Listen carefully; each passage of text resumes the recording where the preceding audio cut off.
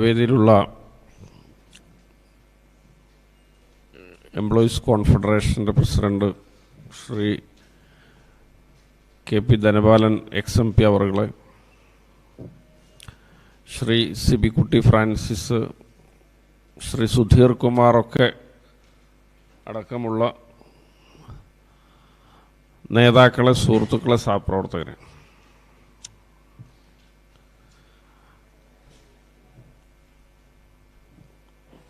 കേരളത്തിലെ കോൺഗ്രസ് പ്രസ്ഥാനത്തിന് വലിയ ദിശാബോധം പകർന്നു നൽകിയത് 60കളിലും 70കളിലൊക്കെ നടന്നിട്ടുള്ള ഇത്തരത്തിലുള്ള പഠന ക്യാമ്പുകളായിരുന്നു. ഒരു പഠന ക്യാമ്പ് സംസ്കാരം തന്നെ KSUക്കാരുടെ ഇടയിലും യൂത്ത് കോൺഗ്രസിൻ്റെ ഇടയിലൊക്കെ ദീർഘകാലം അക്കാലത്ത് താഴെത്തട്ട് വരെ നിലനിന്നിരുന്നു. ഞാൻ വ്യക്തിപരമായിട്ട് എനിക്ക് വളരെ അടുത്ത ബന്ധമുണ്ടായിരുന്ന, ഞാൻ വീട്ടിലൊക്കെ പോയി താമസിക്കുക കൂടി ചെയ്ത അനുഭവമുള്ള MA ജോണിനെ ഈ അവസരത്തിൽ ഓർക്കാൻ ഞാൻ ആഗ്രഹിക്കുകയാണ്. കാരണം അദ്ദേഹം വ്യക്തിഗതമായ സംഭാഷണത്തിൽ അദ്ദേഹം മുൻകൈയെടുത്ത് അദ്ദേഹം പണം ചെലവാക്കി അത്യധ്വാനം ചെയ്ത് നടത്തിയ ഒരുപാട് ക്യാമ്പുകളെക്കുറിച്ച് അദ്ദേഹം വാചാലനായിട്ടുണ്ട്. തീർച്ചയായിട്ടും അത്തരം ക്യാമ്പുകൾ, ആ ക്യാമ്പുകളിലൂടെ പകർന്നു ലഭിക്കുന്ന ഒരു ആശയപരമായ ഉൾക്കാഴ്ച, ഊർജം, ഇതൊക്കെ കഴിഞ്ഞ പതിറ്റാണ്ടുകളിലേക്ക് കോൺഗ്രസ് പാർട്ടിയുടെ മുന്നേറ്റത്തിന് വലിയ വഴി വെച്ചിട്ടുണ്ട് എന്നുള്ള കാര്യത്തിൽ തർക്കമില്ല. എന്നാൽ സമീപകാലത്തായിട്ട് അത്തരമൊരു രീതികൾ വലിയ തോതിൽ കാണാനില്ല എന്നുള്ളത് തീർച്ചയായിട്ടും അത് നമ്മുടെ പ്രസ്ഥാനത്തിൻ്റെ തന്നെ ഭാവിയെപ്പോലും ബാധിക്കുന്ന ഒന്നായിട്ട് എണ്ണാൻ ഞാൻ താല്പര്യപ്പെടുകയാണ്. കാരണം പ്രത്യയശാസ്ത്രപരമായ ഒരു അവബോധം പല കോൺഗ്രസ്സുകാർക്കും ദേശീയ തലത്തിൽ ഇല്ലാതെ പോകുന്നു എന്നുള്ളൊരു അഭിപ്രായം എനിക്കും നിങ്ങൾക്കൊക്കെ ഉണ്ടാവും. കാരണം പല ആളുകളും പാർട്ടി മാറുകയും കൂറുമാറുകയൊക്കെ ചെയ്യുന്നതിൻ്റെ വാർത്തകൾ നമ്മൾ കേൾക്കാറുണ്ട്.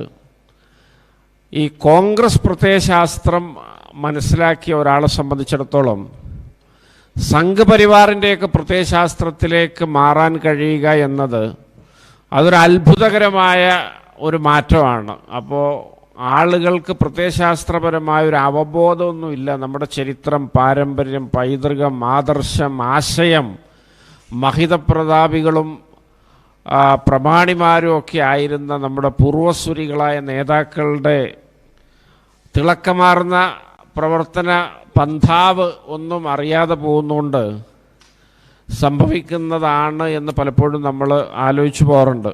അതിലിപ്പോൾ ഞാനോ നിങ്ങളോ എന്നൊരു വ്യത്യാസമില്ല. കാരണം അത്തരത്തിലൊരു ആശയപരമായ ഒരു പകർന്നു കൊടുക്കലിൻ്റെ ഒരു അഭാവം നമ്മുടെ പാർട്ടിയിലുണ്ട്. ഏതായാലും നിങ്ങൾ ഇത്തരമൊരു ക്യാമ്പ് ഇവിടെ സംഘടിപ്പിക്കാൻ വേണ്ടി മുന്നോട്ട് വന്നതിനെ ഞാൻ വളരെ ശുഭോദർക്കമായിട്ട് കാണാൻ ആഗ്രഹിക്കുകയാണ്.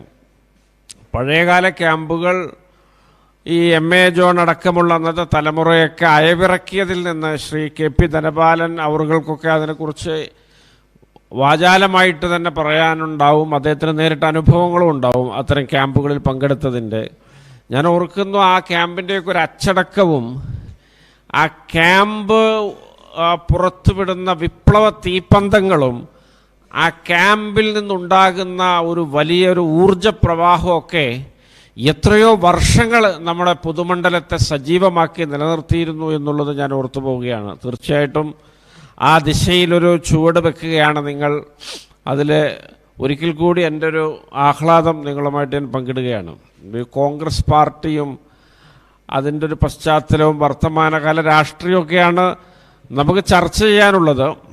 അപ്പോൾ വർത്തമാനകാല രാഷ്ട്രീയവും പിന്നെ കോൺഗ്രസ് പാർട്ടിയുടെ മുന്നേറ്റം അല്ലെങ്കിൽ അവസ്ഥയൊക്കെ നമുക്കെല്ലാവർക്കും അറിയാം. നമ്മളെല്ലാവരും അതൊക്കെ നിരന്തരമായിട്ട് കാണുകയും കേൾക്കുകയൊക്കെ ചെയ്യുന്ന ആളുകളാണ്. അപ്പോൾ അതിൻ്റെ ഒരു പിന്നെ പറച്ചിലുകൾ എന്നത് അതൊരു പ്രസംഗമായി മാറും, നമ്മുടെ ഒരു ക്ലാസ്സുകൾ അല്ലെങ്കിൽ അതിൻ്റെ ഒരു സങ്കല്പത്തിലുപരിയായിട്ട്. അപ്പോൾ ഞാൻ വർത്തമാനകാല കോൺഗ്രസിൻ്റെ ചുറ്റുപാടിനെ കുറിച്ച് ഞാൻ കൂടുതൽ വാചാലനാകാൻ ആഗ്രഹിക്കുന്നില്ല. കാരണം നമ്മളൊക്കെ ആ വർത്തമാനകാലത്തിലെ കോൺഗ്രസിനോടൊപ്പം സഞ്ചരിച്ചു കൊണ്ടിരിക്കുന്നവരാണ്.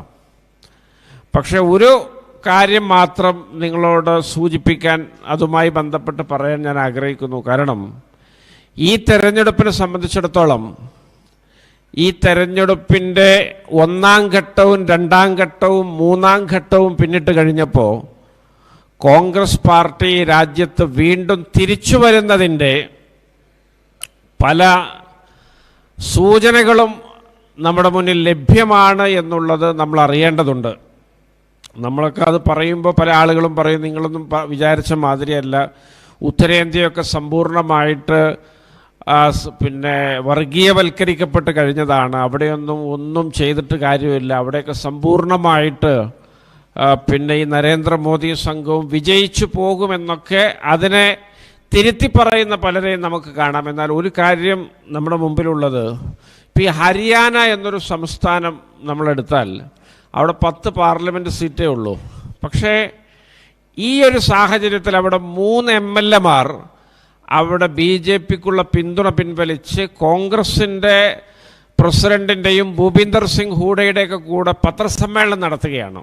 അപ്പോൾ അത്തരത്തിലൊക്കെയുള്ള വ്യക്തമായ സൂചനകൾ അതൊന്നും ഒട്ടും അവഗണിക്കാവുന്നതല്ല. അത് തീർച്ചയായിട്ടും BJPക്കൊരു തിരിച്ചടിയുണ്ട് എന്നുള്ളതിൻ്റെ ഒരു യുക്തിസഹമായൊരു പിൻബലമാണത്. കാരണം ഇത്തരമൊരു സാഹചര്യത്തിൽ BJP പിന്നെ രാജ്യം ഈ ഒരു ഫാസിസ്റ്റ് ജനാധിപത്യ വിരുദ്ധ രീതിയിൽ ഭരിച്ചുകൊണ്ടിരിക്കുമ്പോൾ 3 MLA-മാർ BJPയിൽ നിന്ന് അവരുടെ പിന്തുണ എന്ന കെട്ടുപാടിൽ നിന്ന് പുറത്തു വന്ന് നമുക്ക് പിന്തുണ നൽകാൻ മുന്നോട്ട് വരുന്നു എന്നുള്ളതൊക്കെ ആ നാട്ടിലൊരു രാഷ്ട്രീയ മാറ്റത്തിൻ്റെ സൂചനകളാണ്. അവിടെയൊക്കെ കാർഷിക പശ്ചാത്തലമുള്ള സ്ഥലങ്ങളാണ്. ഹരിയാനയിൽ BJPയുടെ സ്ഥാനാർത്ഥികൾക്കൊക്കെ കാർഷിക ഗ്രാമങ്ങളിലേക്ക് കടന്നു കയറാൻ കഴിയാതെ കർഷകർ കല്ലെറിഞ്ഞോടിക്കുന്നതിൻ്റെ പല ദൃശ്യങ്ങളും നമ്മൾ കണ്ടിട്ടുണ്ട്. അപ്പോൾ അത്തരത്തിലൊക്കെ കിഴക്കൻ രാജസ്ഥാൻ, ഹരിയാന ഇങ്ങനെയൊക്കെയുള്ള പലയിടങ്ങളിലും വ്യാപകമായ ഭരണവിരുദ്ധതയും ഈ ഭരണത്തോടുള്ള അമർഷവുമുണ്ട്. പട്ടിണിയോട്, ദാരിദ്ര്യത്തോട്, തൊഴിലില്ലായ്മയോടൊക്കെയുള്ള അവരുടെ വലിയ പ്രതിഷേധമുണ്ട്. അങ്ങനെയൊക്കെ കോൺഗ്രസിനെ സംബന്ധിച്ചിടത്തോളം ഈ തെരഞ്ഞെടുപ്പ്, ഒരുപക്ഷെ തെരഞ്ഞെടുപ്പ് പ്രഖ്യാപിക്കുന്നതിൻ്റെ മുമ്പൊന്നും ഇത്തരമൊരവസ്ഥ ഇല്ല എന്നുകൂടി ഞാൻ ഓർക്കുകയാണ്. എന്നാൽ ഒന്നാം ഘട്ട തെരഞ്ഞെടുപ്പിന് ശേഷം ഇവിടെ ചിത്രത്തിന് വളരെ കൃത്യമായൊരു മാറ്റമുണ്ട്. നമ്മൾക്ക് അഭിമാനകരമായൊരു നില കൈവരിക്കാൻ, നമ്മൾ മാത്രമുള്ളൊരു സദസ്സായതുകൊണ്ട് ഞാൻ വലിയ തോതിലുള്ള പരസ്പരം ഒരു മോട്ടിവേറ്റ് ചെയ്യേണ്ട അവകാശവാദത്തിനൊന്നും ഇവിടെ പ്രസക്തിയില്ല. പക്ഷേ ഒരു കാര്യം ഉറപ്പാണ്, അഭിമാനകരമായൊരു സ്ഥിതി കൈവരിക്കാൻ ഈ തെരഞ്ഞെടുപ്പിൽ കോൺഗ്രസ്സിന് സാധിക്കും. അങ്ങനെ ഒരു സ്ഥിതി കൈവരിക്കുമ്പോൾ അതിൻ്റെ ഒരു അനുരണനങ്ങൾ വ്യാപകമായിട്ട് ഈ രാജ്യത്തുണ്ടാകും. പ്രത്യേകിച്ച് നമ്മുടെ കേരളം പോലൊരു സംസ്ഥാനത്ത് അടുത്ത നിയമസഭാ തെരഞ്ഞെടുപ്പിലൊക്കെ കോൺഗ്രസ് പാർട്ടി എന്നത് പ്രതീക്ഷ അർപ്പിക്കാവുന്ന, ആശ്രയിക്കാവുന്ന ഒരു പാർട്ടിയാണ് എന്നൊരു ബോധ്യത്തിലേക്ക് നമ്മളെ പിന്തുണച്ചു പോകുന്ന, ഇപ്പോഴും പിന്തുണക്കുന്ന പാർട്ടികളും സമുദായങ്ങളും ഒക്കെ കടന്നു വരുമ്പോൾ തീർച്ചയായിട്ടും അതിൻ്റെ ഒരു രാഷ്ട്രീയ ഗുണഫലം നമുക്കുണ്ടാകും എന്നുള്ള കാര്യത്തിൽ തർക്കമില്ല. ഞാൻ അതിൻ്റെ മറ്റ് വിശദാംശങ്ങളിലേക്ക് പോകുന്നില്ല. അപ്പോൾ നമ്മൾ ഒരു വഴിത്തിരിവിലേക്ക്, നിലവിലുള്ള അവസ്ഥയിൽ നിന്ന് വളരെയേറെ മെച്ചപ്പെടുന്നൊരു സാഹചര്യത്തിലേക്ക് വർത്തമാനകാല കോൺഗ്രസ് പോകുന്നു എന്ന് പറയാനാണ് ഞാനിത് പറഞ്ഞത്. ഈ കോൺഗ്രസ് പാർട്ടിയുടെ ഈ ക്ഷീണം, അല്ലെങ്കിൽ നമ്മളൊന്ന് പിന്നോക്കം പോയതിൻ്റെ വലിയ തോതിലുള്ള ദൂഷ്യഫലങ്ങൾ നമ്മുടെ രാജ്യത്തെ രാഷ്ട്രീയ രംഗത്തുണ്ട്. കാരണം ഈ ജനാധിപത്യം എന്ന ഒരു വലിയൊരു വ്യവസ്ഥിതി, ആ വ്യവസ്ഥിതിക്ക് അസ്ഥിവാരമിട്ടത് ഈ രാജ്യത്ത് കോൺഗ്രസ് ആണ് എന്ന് നമുക്കെല്ലാവർക്കും അറിയാം. ജനാധിപത്യത്തിന് വലിയ തോതിൽ പോറലേൽക്കുന്നൊരു ചുറ്റുപാട് നമ്മുടെ രാജ്യത്ത് ഇന്ന് സംജാതമായി എന്ന് നമുക്കറിയാം. കാരണം ഈ ജനാധിപത്യത്തിൽ നമ്മൾ ഈ ജനാധിപത്യം എന്ന് പറയുമ്പോൾ ആ ജനാധിപത്യം സ്വയം പരിശീലിക്കാൻ വേണ്ടി നമ്മൾ ഓരോരുത്തരും രംഗത്തിറങ്ങേണ്ടതുണ്ട് എന്നുകൂടി പറയാൻ ഞാൻ ആഗ്രഹിക്കുകയാണ്. കാരണം ജനാധിപത്യം എന്നത് ഈ വിയോജിപ്പുകളെ ചേർത്ത് നിർത്തുന്നതിൻ്റെ പേരാണ് ജനാധിപത്യം. എതിർപ്പുകളെ, വിമർശനങ്ങളെ സംഗീതം പോലെ ആസ്വദിക്കുന്നതാണ് ജനാധിപത്യമെന്ന് പണ്ഡിറ്റ് നെഹ്റു പറഞ്ഞു വെച്ചിട്ടുണ്ട്. നമുക്ക് നേരെ ഉയരുന്ന വിമർശനങ്ങളെ സാഗൂതം ശ്രവിക്കുകയും സ്വയം തിരുത്താനുള്ളവ അതിൽ നിന്നുണ്ടെങ്കിൽ അത് പകർത്തുകയും അങ്ങനെ കൂടുതൽ മെച്ചപ്പെട്ടു പോവുകയും ചെയ്യുന്ന ഒരു വ്യവസ്ഥിതി കൂടിയാണ് ജനാധിപത്യത്തിലെ ഈ വിമർശനവും ഈ പറഞ്ഞ എതിർപ്പും എന്ന ഒരു കമ്പാർട്ട്മെൻറ്റ് എന്ന് നമ്മൾ തിരിച്ചറിയണം. നമ്മൾ സഹിഷ്ണുതാപൂർവം നമ്മുടെ വിയോജിപ്പുകളെ സമീപിക്കുകയും ചേർത്ത് നിർത്തുകയും പെരുമാറുകയും അത്തരത്തിൽ മുന്നോട്ട് പോവുകയും വിയോജിക്കുന്നവർക്ക് വിയോജിക്കാനുള്ള അവകാശം വകവെച്ച് കൊടുക്കുകയും എന്നാൽ ആ വിയോജിപ്പിൽ കഴമ്പില്ലെങ്കിൽ അവരെ തെറ്റിദ്ധാരണ മാറ്റാനുള്ള ഇടപെടൽ നടത്തി കൂട്ടായ്മയോടുകൂടി മുന്നോട്ട് പോകാൻ ശ്രമിക്കുകയൊക്കെ ചെയ്യുക എന്ന വലിയ പാഠങ്ങൾ കൂടി ജനാധിപത്യത്തിലുണ്ട്.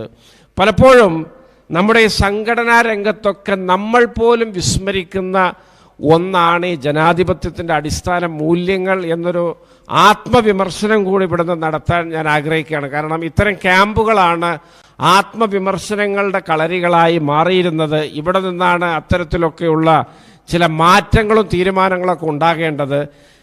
ഏതൊരു സംഘടനയായാലും അത് കോൺഗ്രസ് സംസ്കാരം ഉൾക്കൊള്ളുന്നൊരു സംഘടനയാണെങ്കിൽ വിമർശിക്കുന്നവനെ ആത്യന്തികമായിട്ട് ശത്രുവാക്കി മാറ്റി നിർത്തുന്നതിന് പകരം അവൻ്റെ വിമർശനങ്ങൾക്ക് സാഗൂതം ചെവി കൊടുക്കുകയും സഹിഷ്ണുതാപൂർവം അവരോട് പെരുമാറുകയും അവരെ കൂടി ചേർത്ത് പിടിച്ചുകൊണ്ട് നീതിയും ന്യായവും ആനുപാതികമായിട്ട് അവർക്ക് ലഭ്യമാകേണ്ടത് ഉറപ്പുവരുത്തി മുന്നോട്ട് പോവുകയും ചെയ്യുക എന്നൊരു സംഘടനാ സംസ്കാരം, അതാണ് ജനാധിപത്യത്തിൻ്റെ ഏറ്റവും വലിയ മാതൃക. ആ സംസ്കാരം ഉൾക്കൊള്ളാൻ നമ്മൾ ശ്രമിക്കുമ്പോഴാണ് നമുക്ക് ജനാധിപത്യവാദികൾ എന്നൊരു പേരിന് അർഹതയുണ്ടാവുകയുള്ളൂ.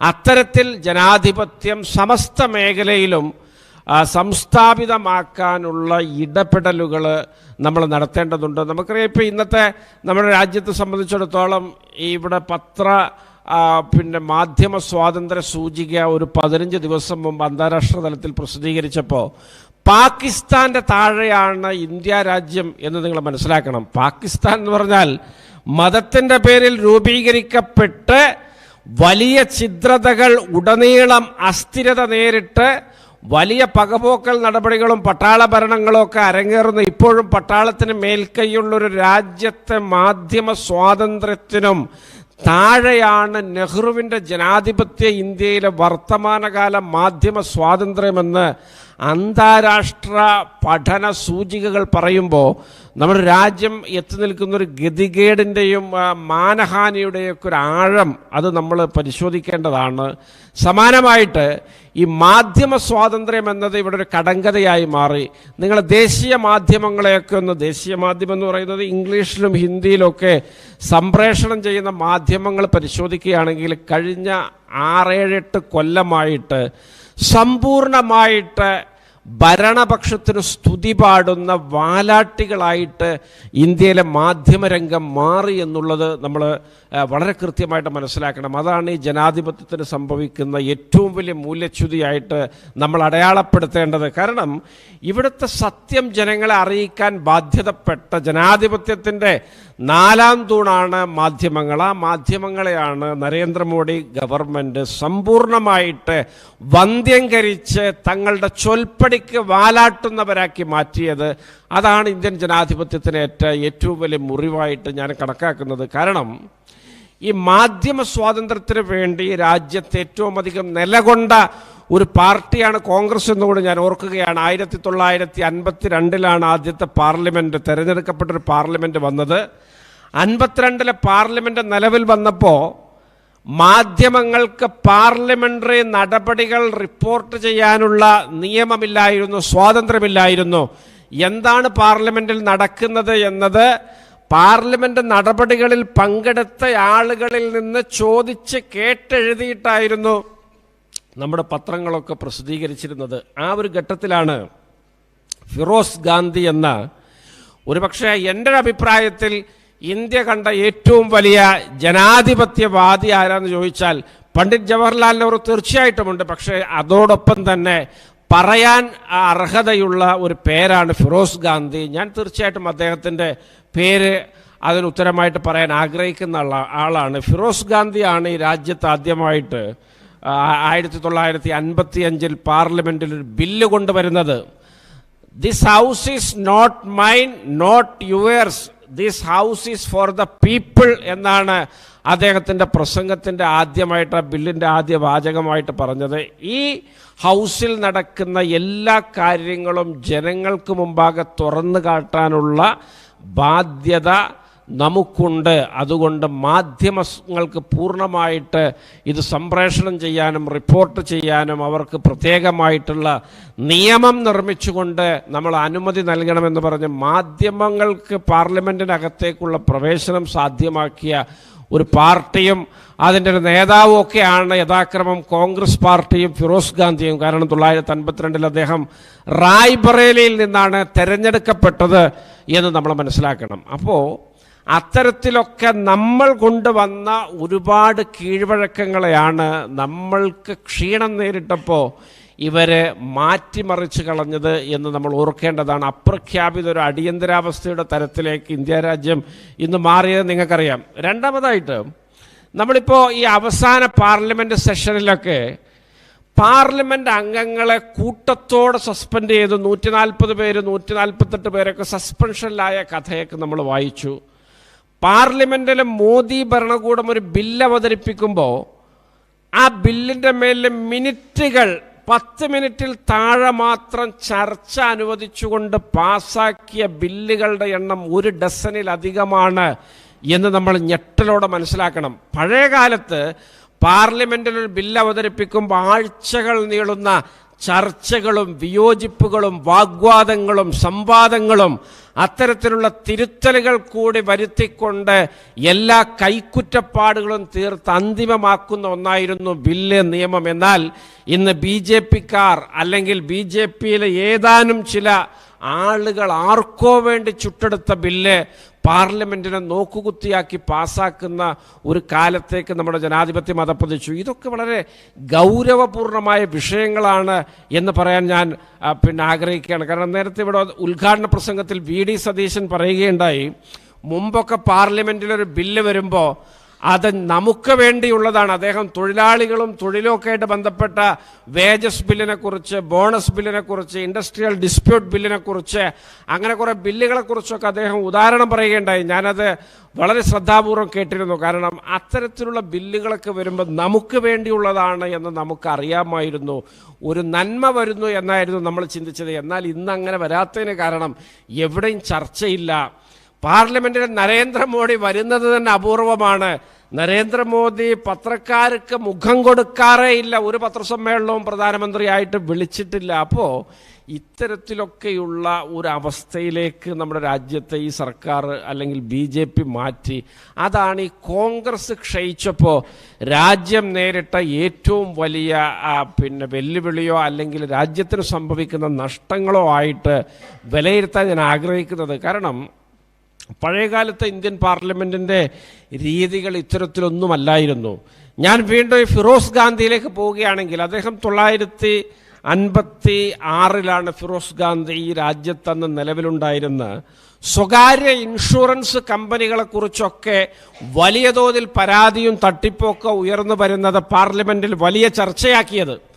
അങ്ങനെ ഫിറോസ് ഗാന്ധി ഒരാഴ്ചയോളം നീണ്ടുനിന്ന അദ്ദേഹത്തിൻ്റെ നിരന്തരമായ സബ്മിഷനുകളും ഇടപെടലുകളുമായിട്ടൊരു പാർലമെൻറ്റ് സമ്മേളനത്തിൽ അദ്ദേഹം ഈ സ്വകാര്യ ഇൻഷുറൻസ് കമ്പനികളെക്കുറിച്ചുള്ള ആവലാതികളും തട്ടിപ്പുകളൊക്കെ പുറത്തു കൊണ്ടുവന്നു. അങ്ങനെയാണ് ഈ രാജ്യത്ത് ഇൻഷുറൻസ് കമ്പനികളെയൊക്കെ ദേശസാൽക്കരിച്ചുകൊണ്ട് LIC എന്ന ലൈഫ് ഇൻഷുറൻസ് കോർപ്പറേഷൻ രൂപീകരിക്കാനിടയായത്.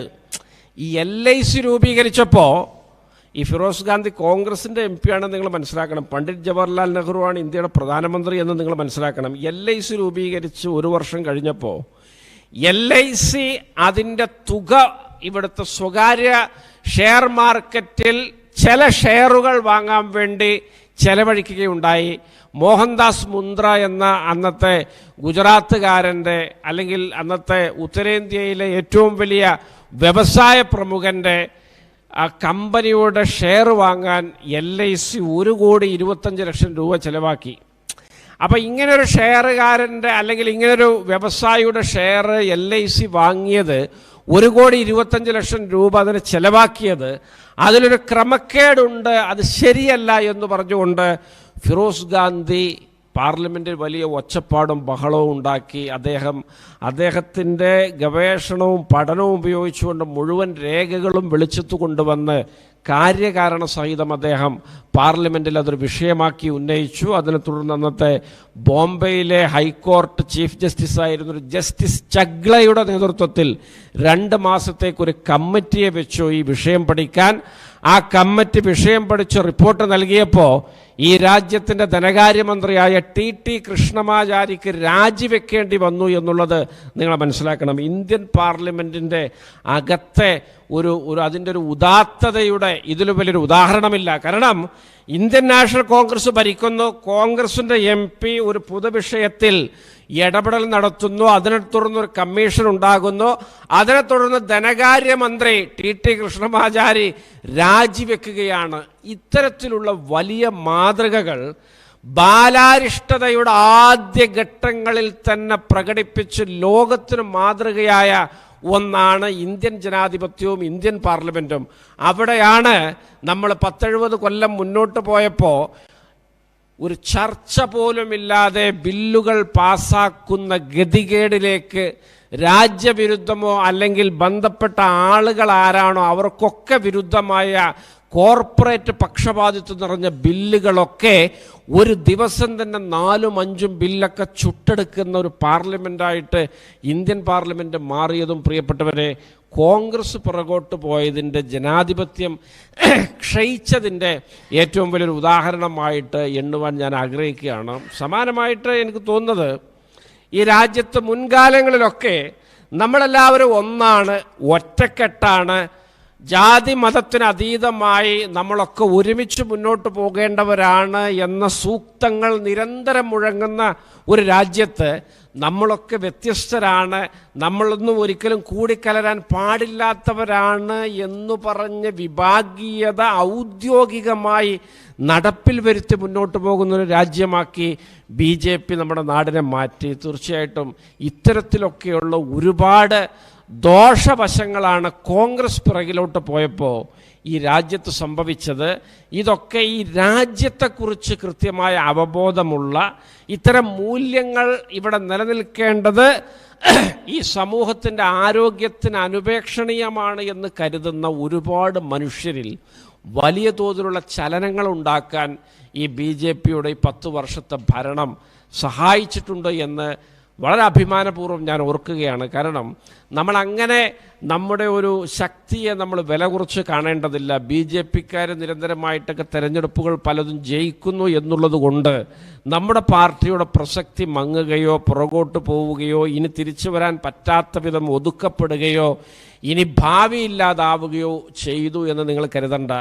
ഈ രാജ്യത്തിൻ്റെ മുന്നോട്ടുള്ള പോക്കിൽ കോൺഗ്രസിൻ്റെ പ്രസക്തി വളരെ കൃത്യമായിട്ട് ഇപ്പോൾ തിരിച്ചറിയുന്ന വലിയ ജനസമൂഹങ്ങളുണ്ട്. ചിലരൊക്കെ തിരിച്ചറിഞ്ഞാലും അത് പുറത്ത് പറയാൻ പറ്റാത്ത തരത്തിൽ ഭീഷണിയുടെ മുൾമുനയിലാണ്. അവർക്കും അറിയാം ഈ ഗവൺമെൻറ്റിനെ കൊണ്ടുള്ള ഉപദ്രവങ്ങളും ഈ ഗവൺമെൻറ്റിൻ്റെ തിന്മകളും ബാധ്യതകളൊക്കെ. അപ്പോൾ അത്തരത്തിലൊക്കെയുള്ള ആളുകളുടെ ചിന്തകൾ നമ്മൾ കോൺഗ്രസ്സിന് അനുകൂലമായിട്ട് പലയിടത്തും ഈ തെരഞ്ഞെടുപ്പിൽ സംഭവിക്കുന്നുണ്ട് എന്ന് നിങ്ങളോട് പറയാൻ ഞാൻ ആഗ്രഹിക്കുകയാണ്. കാരണം ഓരോ സംസ്ഥാനത്തും ഇത്തരം കാര്യങ്ങളെ ഊന്നിക്കൊണ്ട് കോൺഗ്രസ്സിനെ വിജയിപ്പിക്കേണ്ട അല്ലെങ്കിൽ BJPയെ തോൽപ്പിക്കേണ്ട ആവശ്യകതയ്ക്ക് വേണ്ടിയിട്ട് ഒരുപാട് സംഘടനകൾ പോലും രൂപീകൃതമായിട്ടുണ്ട്. ഞാൻ ഓർത്തുപോവുകയാണ്, ഇവിടെ കർണാടകയിൽ എദ്ദളു കർണാടക എന്നൊരു സംഘടനയുണ്ട്. ആ സംഘടനയുടെ പ്രധാന ലക്ഷ്യം BJP എന്തുകൊണ്ട് തോൽക്കണം, എവിടെയൊക്കെ തോൽപ്പിക്കണം, അതിന് രാഷ്ട്രീയാതീതമായിട്ട് എഴുത്തുകാരുടെ, സാംസ്കാരിക പ്രവർത്തകരുടെ, സാമൂഹ്യ പ്രവർത്തകരുടെ, ബുദ്ധിജീവികളുടെ, വനിതാ പ്രസ്ഥാനങ്ങളുടെ, NGOകളുടെ ഇത്തരത്തിലൊക്കെയുള്ള ആളുകളെ കാണുകയും ചേർത്ത് നിർത്തുകയും ചെയ്യുക, അങ്ങനൊരു നിഷ്പക്ഷ പൊതുബോധത്തെ BJP വിരുദ്ധമാക്കുക എന്ന ലക്ഷ്യത്തിൽ പല സംസ്ഥാനങ്ങളിലും നിരവധിയായ സംഘടനകളുണ്ട്. കർണാടകയിലുണ്ട്, ബംഗാളിലുണ്ട്, മഹാരാഷ്ട്രയിലുണ്ട്, UP യിലുണ്ട്. അത്തരത്തിലൊക്കെയുള്ള സംഘടനകളാണ് ഒരുപക്ഷെ ഈ തെരഞ്ഞെടുപ്പിൽ BJPയെ തറ പറ്റിക്കാൻ വലിയ സംഭാവനകൾ നൽകുക എന്നൊരു എൻ്റെ പ്രത്യാശ ഞാനിവിടെ പങ്കുവെക്കുകയാണ്. കാരണം ഒരു വർഷം മുമ്പ് നടന്ന കർണാടക നിയമസഭാ തെരഞ്ഞെടുപ്പിൽ ഞാൻ നേരത്തെ പറഞ്ഞ സംഘടനയുടെ വലിയ തോതിലുള്ള ഇടപെടലുകൾ ഉണ്ടായിരുന്നു എന്ന് ഞാൻ ഓർത്തു പോവുകയാണ്. അപ്പോൾ അതുകൊണ്ട് തന്നെ നമ്മളൊരു പ്രത്യാശാപൂർവമായ ഒരു സഞ്ചാരപാതയിലാണ്. ചില പ്രതീക്ഷകളുടെ മുനമ്പുകൾ നമുക്ക് മുമ്പാകെ തെളിഞ്ഞു വരുന്നുണ്ട് എന്ന് വളരെ കൃത്യമായിട്ട് നമ്മൾ മനസ്സിലാക്കണം. അത് ഈ രാജ്യത്തിൻ്റെ വലിയൊരു പ്രത്യേകതയാണ് എന്നുകൂടി നിങ്ങൾ മനസ്സിലാക്കണം. നമ്മൾ ഈ രാജ്യത്തെക്കുറിച്ച് അതിൻ്റെ പാരമ്പര്യം, പൈതൃകം, അതിൻ്റെ ഒരു ചരിത്രം, അതിൻ്റെ ഒരു കരുത്ത്, ഇതിനെയൊക്കെ തിരിച്ചറിയുകയും അതിൽ അഭിമാനം കൊള്ളുകയും ചെയ്യുമ്പോഴാണ് ഇത്തരത്തിലുള്ള തിന്മകളൊക്കെ ക്ഷണികമാണ് എന്ന് നമുക്ക് വളരെ കൃത്യമായി ബോധ്യപ്പെടുകയുള്ളൂ. അത് ബോധ്യപ്പെട്ട വലിയ മഹാൻ അത് പണ്ഡിറ്റ് ജവഹർലാൽ നെഹ്റുവാണ്. അദ്ദേഹം ഇന്ത്യയെ കണ്ടെത്തലും അതുപോലെ തന്നെ വിശ്വചരിത്രാവലോകനമൊക്കെ നമുക്ക് വേണ്ടി എഴുതിയിട്ടുണ്ട്. അതൊക്കെ 5000 കൊല്ലത്തെ ഈ രാജ്യത്തിൻ്റെ ചരിത്രമാണ്. ഈ രാജ്യത്തേക്ക് ഐരാണിയന്മാർ, ബാക്ട്രിയന്മാർ, മംഗോളുകൾ, മംഗോൾ ടർക്കുകൾ, അറബികൾ, റോമാക്കാർ, ഇങ്ങനെ വ്യത്യസ്തങ്ങളായ ജനപദങ്ങൾ ഒഴുകി വന്ന് അതൊക്കെ ഈ രാജ്യത്തിൽ ലയിച്ചു ചേർന്ന് സംഗമ സംസ്കാരങ്ങളായി മുന്നോട്ടൊഴുകിയ ഒരു മഹത്തായ രാഷ്ട്രധാരയാണ് ഭാരതത്തിൻ്റേത്. ഈ രാജ്യം എല്ലാ കാലത്തും ചേർത്ത് നിർത്തിയിട്ടേ ഉള്ളൂ, സഹിഷ്ണുത കാണിച്ചിട്ടേ ഉള്ളൂ. അക്രമത്തിൻ്റെ, ക്രൗര്യതയുടെ ഭാഷ, ഉന്മൂലനത്തിൻ്റെ ഒരു പാരമ്പര്യം ഈ രാജ്യത്തിന് അന്യമാണ്. 5000 കൊല്ലത്തെ ചരിത്രമെടുത്താൽ പ്രിയപ്പെട്ടവരെ, ആ ചരിത്രത്തിൻ്റെ പിന്തുടർച്ചയാണ് ഇപ്പോഴും ഇവിടെ.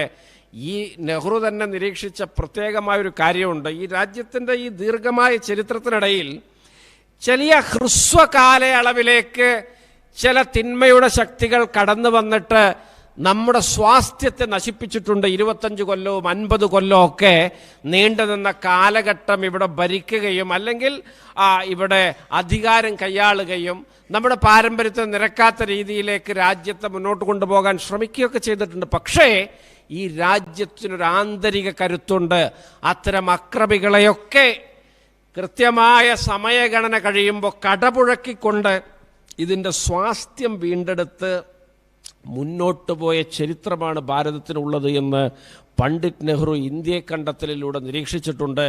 ഇവിടെ കോൺഗ്രസ് പ്രവർത്തകരായ നമ്മെ സംബന്ധിച്ചിടത്തോളം പ്രത്യാശാപൂർവ്വം നമ്മൾ ഈ രാജ്യത്തെ നോക്കിക്കാണുമ്പോൾ ആ ആപ്തവാക്യമാണ് നമുക്ക് ആത്മധൈര്യം നൽകേണ്ടത്. കാരണം നരേന്ദ്രമോദി ആവട്ടെ, ഇത്തരത്തിലുള്ള ഫാസിസ്റ്റ് ഭരണങ്ങളാവട്ടെ, അതൊക്കെ ഒരു ക്ഷണികമായ നിശ്ചിത കാലത്തേക്ക് മാത്രമേ അതൊക്കെ ഇവിടെ വേരൂന്ന് നിൽക്കുകയുള്ളൂ.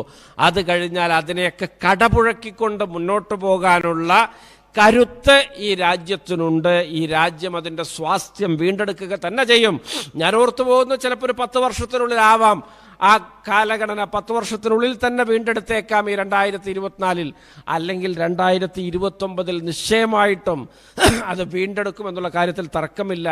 ഇവിടെ ക്രൗര്യതയുടെ ഭാവങ്ങളൊക്കെ, അവരുടെ പിന്നെ പല്ലും നഖമൊക്കെ പിന്നെ തേഞ്ഞു പോകുന്നതിൻ്റെ സൂചനകൾ ഈ തെരഞ്ഞെടുപ്പ് നമുക്ക് മുമ്പിൽ ലഭ്യമാക്കുമെന്നുള്ള കാര്യത്തിൽ യാതൊരു തർക്കവും വേണ്ട. കോൺഗ്രസ് പാർട്ടി, ഞാനൊരു കാര്യം നിങ്ങളോട് പിന്നെ വളരെ സൂക്ഷ്മമായിട്ട്, ഇതൊന്നും ഇപ്പോൾ നമ്മൾ പുറത്ത് പറഞ്ഞു കഴിഞ്ഞാൽ നമ്മൾ മോശക്കാരാവും. ഞാൻ വളരെ ലീസ്റ്റായിട്ട് ഞാനൊരു കാര്യം പറയുന്നു. കോൺഗ്രസ് പാർട്ടി 3 അക്ക സംഖ്യ ഈ ലോക്സഭാ തെരഞ്ഞെടുപ്പിൽ കടന്നിരിക്കും. യാതൊരു തർക്കവും അതിന് വേണ്ട.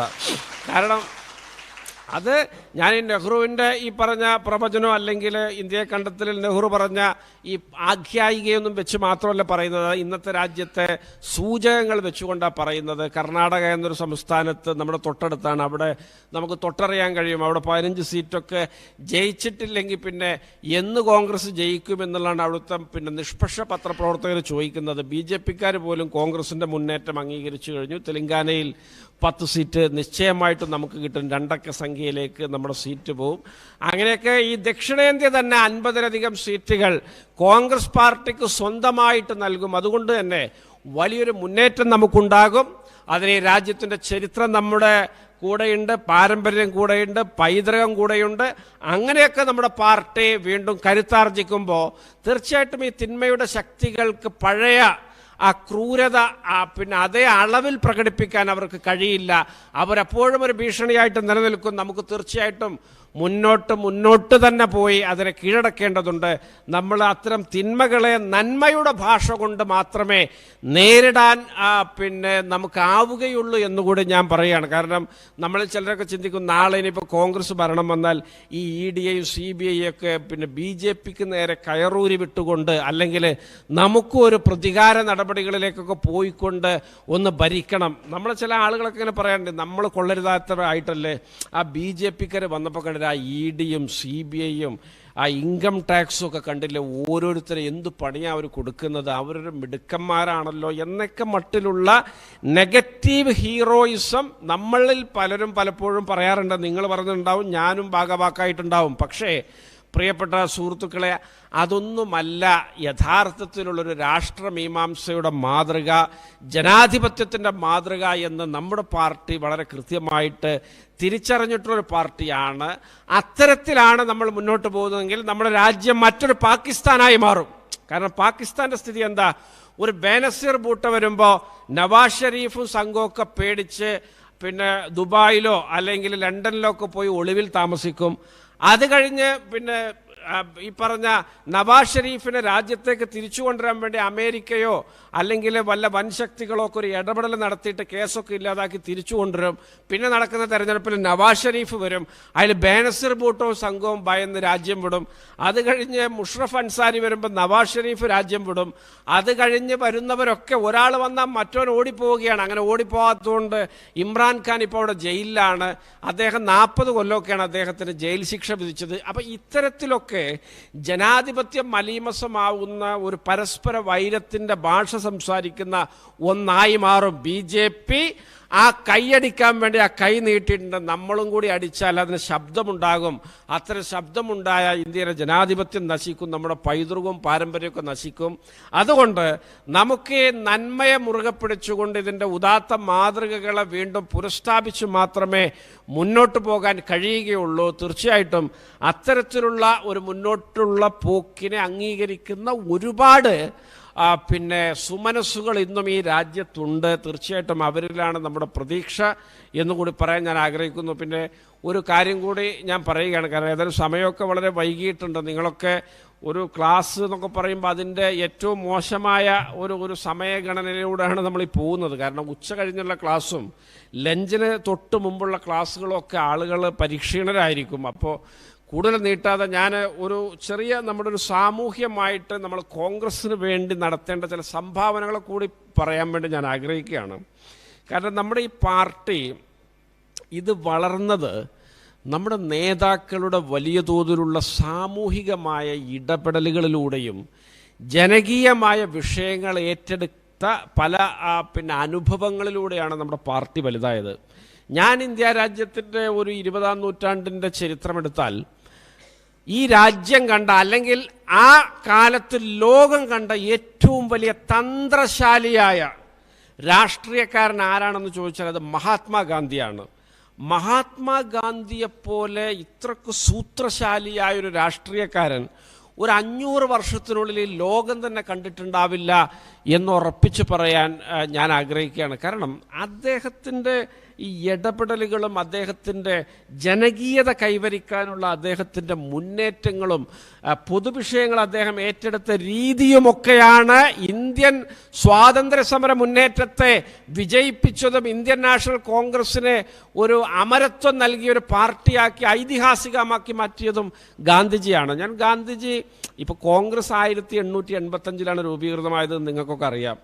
അതിൻ്റെ ആദ്യത്തെ ഒരു 10-15 പിന്നെ 20 കൊല്ലത്തോളം അതൊരു എലൈറ്റ് ഗ്രൂപ്പ് പോലെ അല്ലെങ്കിൽ ഒരു നമ്മുടെ ലയൺസ് ക്ലബ്ബോ റോട്ടറി ക്ലബ്ബൊക്കെ പോലെ അല്ലെങ്കിൽ അത്തരത്തിലൊരു ഉയർന്ന വിദ്യാസമ്പന്നരായ ഇംഗ്ലീഷ് അറിയാവുന്ന സമൂഹത്തിലെ ഉന്നത ശ്രേണിയിൽ മാത്രം വിരാജിക്കുന്ന ആളുകളുടെ ഒരു പരസ്പര സംഗമം മാത്രമായിട്ടായിരുന്നു ആ പാർട്ടി മുന്നോട്ട് പോയത്.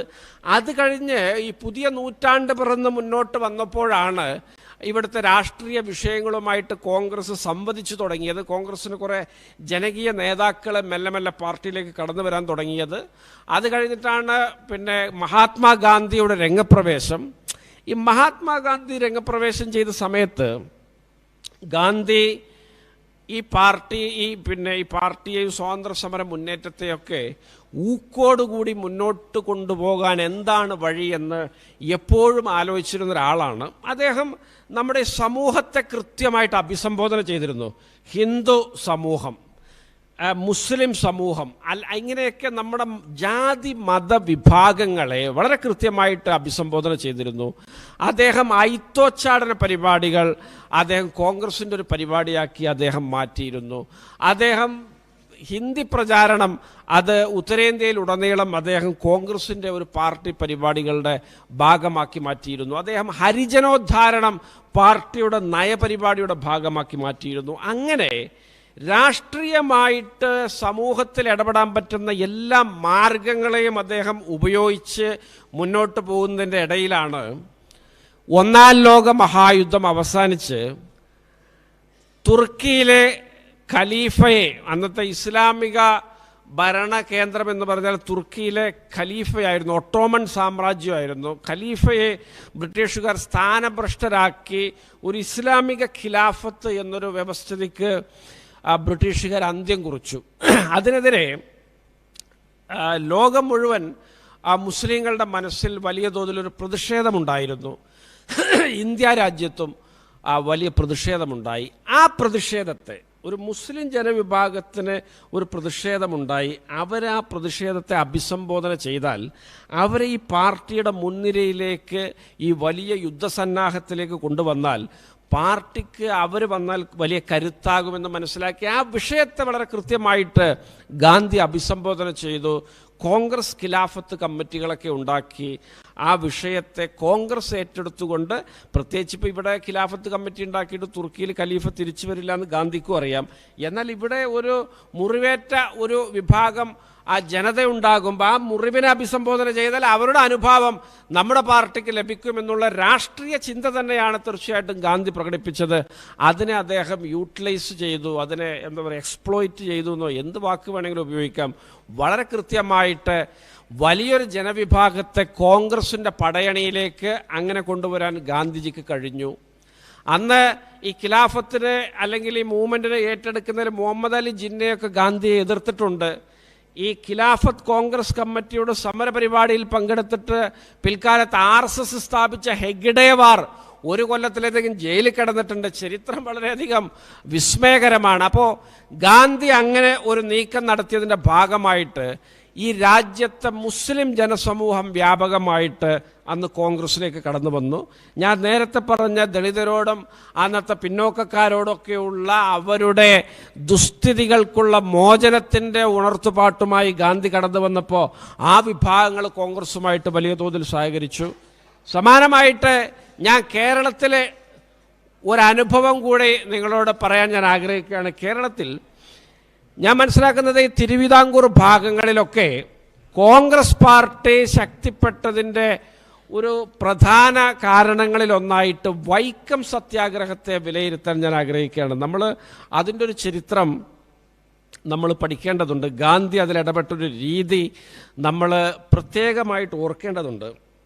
കാരണം ഈ വൈക്കം സത്യാഗ്രഹം നടക്കുന്ന കാലത്ത് ഇവിടുത്തെ ഈഴവർ തൊട്ട് താഴേക്കുള്ള ജാതി വിഭാഗങ്ങളൊക്കെ വലിയ തോതിലുള്ള ഉച്ചനീചത്വം എന്നൊക്കെ പറഞ്ഞാൽ അക്ഷരാർത്ഥത്തിൽ മാനവവിരുദ്ധമായ സമീപനങ്ങൾക്കിരയായിട്ട് മൃഗതുല്യമായോ അതിന് താഴെയോ ഒക്കെ ആയിട്ട് ജീവിതം നയിച്ചു പോന്ന പതിനായിരക്കണക്കിന് ലക്ഷക്കണക്കിന് മനുഷ്യരായിരുന്നു ഈ തിരുവിതാംകൂറിൽ ഉണ്ടായിരുന്നത്.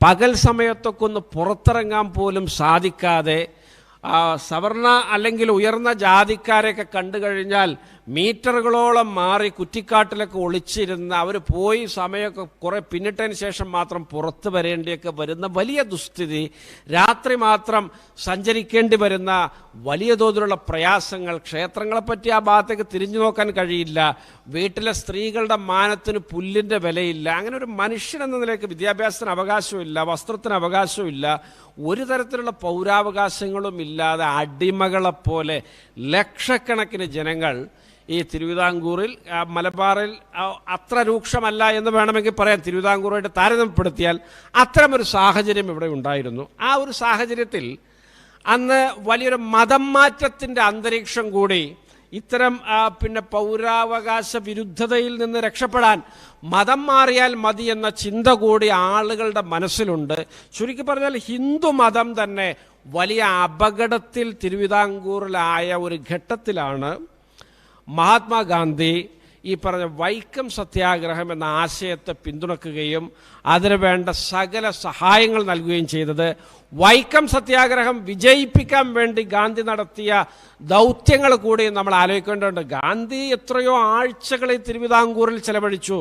ഗാന്ധിജി ഇവിടുത്തെ ഉയർന്ന ജാതിക്കാരായ മുഴുവൻ ആളുകളെയും പ്രമാണിമാരെയും കണ്ട് ഹിന്ദുമതം അപകടത്തിലായ ഈ പ്രത്യേക അവസ്ഥയെക്കുറിച്ച് അവരെ ബോധ്യപ്പെടുത്തി, ഈ സത്യാഗ്രഹം വിജയിച്ചിട്ടില്ലെങ്കിൽ നിങ്ങളുടെ മതം ഇവിടെ അവശേഷിക്കുകയില്ല എന്ന് അവർക്ക് ബോധ്യം വരുന്ന രീതിയിൽ ഈ ഉദാഹരണ സഹിതം യാഥാർത്ഥ്യങ്ങൾ പങ്കുവെച്ച് തിരുവിതാംകൂർ കൊട്ടാരത്തിലെ മഹാരാജാവിനെ പോലും ഇത് ബോധ്യപ്പെടുത്തി തൊട്ട് താഴേക്കുള്ള ബ്രാഹ്മണരെയും NSS അടക്കമുള്ള ആളുകളെയൊക്കെ ഇത് ബോധ്യപ്പെടുത്തിയതിൻ്റെ ഭാഗമായിട്ട് കൂടിയാണ് വൈക്കം സത്യാഗ്രഹം വിജയിക്കാൻ, ഭാഗികമായെങ്കിലും വിജയിച്ചു എന്നൊരു സ്ഥിതി കൈവരാൻ സാധിച്ചത്. അത് ഈ കേരളത്തിൻ്റെ ചരിത്രത്തിലെ ഏറ്റവും വലിയൊരു സാമൂഹിക ഇടപെടലായിരുന്നു. ആ സാമൂഹിക ഇടപെടലിൽ ഗാന്ധി കാണിച്ച കുറേയേറെ നിലപാടുകളെക്കുറിച്ച് നമ്മൾ ഒന്ന് ഓർക്കേണ്ടതുണ്ട്. ഞാൻ ആദ്യമായിട്ട് ഓർക്കുന്നത് അന്ന് ആ വൈക്കം സത്യാഗ്രഹത്തിൻ്റെ ഏറ്റവും വലിയ നായകൻ TK മാധവനായിരുന്നു. TK മാധവൻ വൈക്കം സത്യാഗ്രഹത്തിന് അനുമതി വാങ്ങാൻ വേണ്ടി AICCയെ സമീപിക്കുമ്പോൾ AICCയുടെ പ്രസിഡന്റ് മൗലാന മുഹമ്മദ് അലി ആയിരുന്നു. സ്വാഭാവികമായിട്ടും മുഹമ്മദ് അലി ആയിട്ടുള്ള ഇടപഴകലുകളിൽ TK മാധവൻ അദ്ദേഹത്തോട് വലിയ ആദരം തോന്നി, വലിയ ആരാധന തോന്നി. തുടർന്ന് TK മാധവൻ തൻ്റെ മകന് മുഹമ്മദ് അലി എന്ന് പേരിട്ടു. ഇവിടെ നാട്ടിൽ വന്ന് പുതുതായിട്ട് തനിക്ക് ജനിച്ച മകന് മുഹമ്മദ് അലി എന്ന് പേരിട്ടു. അങ്ങനെ മുഹമ്മദ് അലി എന്ന് പേരിട്ട മകൻ വളർന്നു. വൈക്കം സത്യാഗ്രഹത്തിൻ്റെയൊക്കെ സമയം അത് 2 വർഷത്തോളം നീണ്ടു വന്നു. ആ സമയത്ത് TK മാധവൻ്റെ വീട്ടിൽ ഗാന്ധി വന്നു. മകൻ്റെ പേര് മുഹമ്മദ് അലിയാന്ന് ഗാന്ധിയോട് പറഞ്ഞു. അതിൽ ഗാന്ധിജി പറഞ്ഞു, വൈക്കം സത്യാഗ്രഹ നായകൻ്റെ മകന് മുഹമ്മദ് അലി എന്ന പേര് വേണ്ട, ഇതൊരു ഹിന്ദുക്കളുടെ സമരത്തിൻ്റെ നായകനാണ് താങ്കൾ, അതുകൊണ്ട് താങ്കളുടെ മകൻ്റെ പേര് ഞാൻ മാറ്റുന്നു എന്ന് പറഞ്ഞ് കേശവദാസ് എന്നോ മറ്റോ ഉള്ളൊരു പേര് TK മാധവൻ്റെ മകന് ഗാന്ധി എന്ന് നൽകുകയുണ്ടായി. രണ്ടാമതായിട്ട് മഹാത്മാഗാന്ധി ഈ സമരത്തിൻ്റെ മുന്നേറ്റത്തിൻ്റെ ഭാഗമായ നേതാക്കളൊക്കെ അറസ്റ്റ് ചെയ്യപ്പെടുന്നത് വിഷമത്തോടെ കണ്ടുവന്നു. TK മാധവൻ അറസ്റ്റ് ചെയ്യുന്നു, KP കേശവമേനോൻ അറസ്റ്റ് ചെയ്യുന്നു, പെരിയോർ EV രാമസ്വാമി നായ്ക്കർ തമിഴ്നാട്ടിൽ നിന്ന് വന്ന് അദ്ദേഹം അറസ്റ്റ് ചെയ്യുന്നു. അങ്ങനെ അറസ്റ്റ് ചെയ്തപ്പോൾ ബാരിസ്റ്റർ ജോർജ് ജോസഫ് ഈ സമരം നയിക്കാൻ വേണ്ടി മധുരയിൽ നിന്ന് ഭാര്യാസമേതം ഇവിടെ വന്നിറങ്ങി. ആ സമരത്തിൻ്റെ ഭാഗമാക്കായി അദ്ദേഹം ആദ്യ ഒരാഴ്ച സമരത്തിൻ്റെ മുൻനിരയിൽ നേതാക്കളുടെ അഭാവം നികത്തും വിധം പെരുമാറി മുന്നോട്ട് പോയി. ഉടൻ തന്നെ ഗാന്ധിയുടെ ടെലിഗ്രാം സന്ദേശം വന്നു, ബാരിസ്റ്റർ താങ്കൾ മടങ്ങിപ്പോവുക, ഇത് ഹിന്ദുക്കളുടെ സമരമാണ്, താങ്കളുടെ ആവശ്യം ഈ സമരത്തിനില്ല എന്ന് ഗാന്ധിജി പറഞ്ഞു. അങ്ങനെ ബാരിസ്റ്റർ മടങ്ങിപ്പോവുകയുണ്ടായി. അതുപോലെ തന്നെ നമ്മളിപ്പോൾ കഴിഞ്ഞ ദിവസം പത്രത്തിൽ കണ്ടു, ചപ്പാത്തി കേരളത്തിൽ വന്നിട്ട് 100 കൊല്ലമായി എന്നൊക്കെ പറഞ്ഞ്. അപ്പോൾ അത് ഈ വൈക്കം സത്യാഗ്രഹത്തിൻ്റെ ഇടയിലാണ് ഈ ചപ്പാത്തിയും സബ്ജിയൊക്കെ ആയിട്ട് അമൃതസറിൽ നിന്ന് ഗുരുദ്വാര പ്രബന്ധ കമ്മിറ്റി വൈക്കത്തെത്തിയത്. അവർ ചപ്പാത്തിയും സബ്ജിയൊക്കെ വളണ്ടിയർമാർക്ക് ധാരാളമായിട്ട് വിളമ്പി ആളുകളുടെ വിശപ്പൊക്കെ അകറ്റി വലിയ തോതിൽ അവിടെ സജീവമായപ്പോൾ ഗാന്ധി അവരോട് മടങ്ങിപ്പോകാൻ പറഞ്ഞു. ഇത് ഹിന്ദുക്കളുടെ സമരമാണ്, സിഖുകാരുടെ സാന്നിധ്യം ആവശ്യമില്ല എന്ന് പറഞ്ഞ് അങ്ങനെ അവരും തിരിച്ച് വണ്ടി കയറി. അപ്പോൾ ഗാന്ധി ആ സമരത്തെ ഒരു ഹിന്ദുക്കളുടെ സമരവും ഹിന്ദുമതത്തിൻ്റെ പുനരുദ്ധാരണവുമായി ബന്ധപ്പെട്ട കൃത്യമായ സമരമാക്കി മാറ്റി ഇവിടെ അത് വിജയിപ്പിച്ചെടുത്തു. അതിൻ്റെ വലിയ അലയൊലികളും അതിൻ്റെ വലിയ പിന്തുണയുമൊക്കെ കോൺഗ്രസ് പാർട്ടിക്ക് ഈ തിരുവിതാംകൂറിൽ ഒരുപാട് കാലം ലഭിച്ചിട്ടുണ്ട്. ഇന്നിവിടെയുള്ള കോൺഗ്രസിൻ്റെ പല മുന്നേറ്റത്തിൻ്റെയും അസ്ഥിവാരങ്ങളിലൊന്ന് ആ വൈക്കം സത്യാഗ്രഹമാണ് എന്ന് ഞാൻ മനസ്സിലാക്കുകയാണ്. അപ്പം ഞാൻ ഇവിടെ ഗാന്ധി എന്ന മനുഷ്യൻ ഈ പൊതുവിഷയങ്ങളിൽ ഇടപെടുന്ന രീതികളാണ് ഞാൻ നിങ്ങളോട് പറഞ്ഞത്. ഒരു മുസ്ലിമിൻ്റെ ഒരു വിഷയം വന്നപ്പോൾ അതിനെ എങ്ങനെ പൊളിറ്റിക്കലൈസ് ചെയ്യാമെന്ന് വളരെ കൃത്യമായിട്ട് ഗാന്ധി ചിന്തിച്ചു ഉപയോഗിച്ചു. ഇവിടെ ഹിന്ദുക്കളുടെ ഒരു വിഷയം വന്നപ്പോൾ വളരെ കൃത്യമായിട്ട് ഗാന്ധി അത് ഉപയോഗിച്ചു. അങ്ങനെ നമ്മുടെ സമൂഹത്തിലെ എല്ലാ സെക്ഷനുകളുടെയും വിഷയങ്ങളെ ഗാന്ധി സമർത്ഥമായി ഉപയോഗിച്ചുകൊണ്ടാണ് കോൺഗ്രസിനെയും സ്വാതന്ത്ര്യ സമരത്തേക്കൊക്കെ രക്ഷപ്പെടുത്തിയത്. അതുകൊണ്ട് ഞാനിത് പറഞ്ഞു വരുന്നത് എന്താണെന്ന് വെച്ചാൽ, നമ്മൾ ഇനിയുള്ള കാലത്ത് വളരെ കൃത്യമായിട്ട് നമ്മുടെ നാട്ടിലെ യാഥാർത്ഥ്യങ്ങൾ അഭിസംബോധന ചെയ്യണം. ഇവിടെ മതമുണ്ട്, ഇവിടെ ജാതിയുണ്ട്, ആ ജാതി സംഘടനകളുണ്ട്, പലതരത്തിലുള്ള കൂട്ടായ്മകളുണ്ട്. അതൊരു യാഥാർത്ഥ്യമാണ് എന്നുള്ളത് കൊണ്ട് ഇതെൻ്റെ ഒരു അഭിപ്രായമായിട്ടാണ് പറയുന്നത്. ഇതൊരു കോൺഗ്രസ് നിലപാടാണോ എന്ന് ചോദിച്ചാൽ എനിക്കറിയില്ല. കോൺഗ്രസും നമ്മുടെ ഏതൊരു പ്രസ്ഥാനവും രക്ഷപ്പെടണമെങ്കിൽ നമ്മൾ അനുവർത്തിക്കേണ്ട ഒരു രീതിയായിട്ട് എൻ്റെ മനസ്സിൽ തോന്നുന്ന ആശയമാണ് ഞാൻ നിങ്ങളോട് പങ്കുവെക്കുന്നത്. നിങ്ങൾക്ക് വിയോജിക്കാം, യോജിക്കാം. നമ്മൾ നമ്മുടെ ചുറ്റുമുള്ള സാമൂഹ്യ യാഥാർത്ഥ്യങ്ങളെ തിരിച്ചറിയുകയും അവയെ അഭിസംബോധന ചെയ്യുകയും അവയിൽ ഇടപെടുകയും അങ്ങനെ അവരുടെ അനുഭാവം സ്വന്തമാക്കുകയും അത് നമ്മുടെ പ്രസ്ഥാനത്തിന് മുതൽക്കൂട്ടാക്കുന്ന വിധത്തിൽ നമ്മൾ അതിനെ ഏകോപിപ്പിക്കുകയും ക്രമീകരിക്കുകയും വേണം. അങ്ങനെ വരുമ്പോൾ മാത്രമേ നമുക്ക് ബഹുജന പിന്തുണ ആർജിക്കാൻ കഴിയുകയുള്ളൂ. നിങ്ങൾ കേരള ഇലക്ട്രിസിറ്റി എംപ്ലോയീസ് കോൺഫെഡറേഷനാണ്.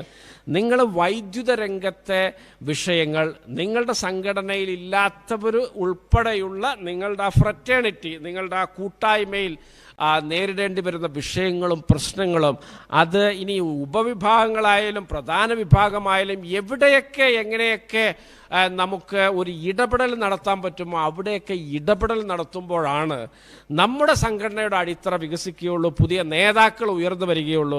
അതുകൊണ്ട് അത്തരത്തിലുള്ള ഒരവസരവും പാഴാക്കാതെ ഇനിയുള്ള കാലത്ത് പ്രവർത്തിക്കാൻ നമ്മൾ തയ്യാറാകേണ്ടതുണ്ട്. കാരണം ഇങ്ങനെ ഒരുപാട് നേതാക്കൾ ഇത്തരത്തിൽ ഇടപെട്ടിട്ടാണ് പല പാർട്ടിയും ഇവിടെ വളർന്നത്. ഞാൻ പലപ്പോഴും ഈ എ കെ ഗോപാലൻ എന്ന നേതാവിനെ കുറിച്ച് ആലോചിക്കാറുണ്ട്. കാരണം എ കെ ഗോപാലിനെ വി ടി ബൽറാം മറ്റൊരു രീതിയിൽ ആക്ഷേപിച്ചതിനോടൊരു വലിയ എതിർപ്പുള്ള ഒരാളാണ് ഞാൻ, വിയോജിപ്പുള്ള ഒരാളാണ് ഞാൻ. കാരണം എ കെ ഗോപാലൻ്റെ പ്രവൃത്തികൾ കാരണമാണ് ഈ കേരള സംസ്ഥാനത്ത് CPM ക്ലച്ച് പിടിക്കുന്നതിൽ വലിയ സാഹചര്യമുണ്ടായത്. കാരണം അദ്ദേഹം കണ്ണൂരിൽ നിന്ന് മദ്രാസിലേക്ക് പട്ടിണി ജാഥ നയിച്ച ആളാണ് എ കെ ഗോപാലൻ.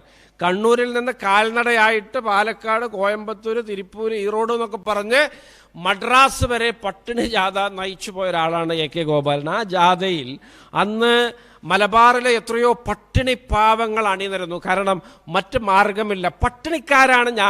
അന്ന് പട്ടിണിക്കാരാണ് 70% ആളുകൾ. കാരണം ആ പട്ടിണിക്കാരെയാണ് ഗോപാലൻ എന്ന് പ്രതിനിധീകരിക്കുന്നത്.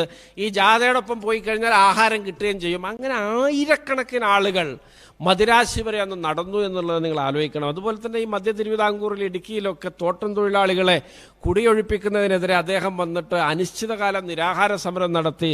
അവസാനം തോട്ടം തൊഴിലാളികളുടെ കുടിയൊഴിപ്പിക്കലൊക്കെ സർക്കാർ റദ്ദ് ചെയ്ത പുതിയ നിയമം ഉണ്ടാക്കേണ്ട ഒരു സാഹചര്യമൊക്കെ വന്നിട്ടുണ്ട്. ഈ ഇടുക്കിയിലും ഈ കോട്ടയത്തും ഒക്കെ എന്തെങ്കിലും കമ്മ്യൂണിസ്റ്റ് ഇന്നുണ്ടെങ്കിൽ അതൊക്കെ ഉണ്ടാകാൻ കാരണം ഇദ്ദേഹത്തിൻ്റെയൊക്കെ ഇങ്ങനെയുള്ള ഇടപെടലുകളാണ്. അദ്ദേഹം അങ്ങനെയൊക്കെയുള്ള ഇടപെടലുകൾ ഏതൊക്കെ നേതാക്കൾ ഏതൊക്കെ പാർട്ടികൾക്ക് വേണ്ടി നടത്തിയിട്ടുണ്ടോ ആ പാർട്ടികളൊക്കെ ഈ നാട്ടിൽ അസ്ഥിവാരമുണ്ടാക്കിയിട്ടുണ്ട്. നമുക്ക് വേണ്ടി ഇടപെട്ട ഇത്തരത്തിലുള്ള ധീരരായ നിരവധി നേതാക്കളുണ്ട്. ഇനിയുള്ള കാലത്ത് നമുക്ക് വേണ്ടത് ഇത്തരത്തിലുള്ള ഇടപെടലുകളാണ്.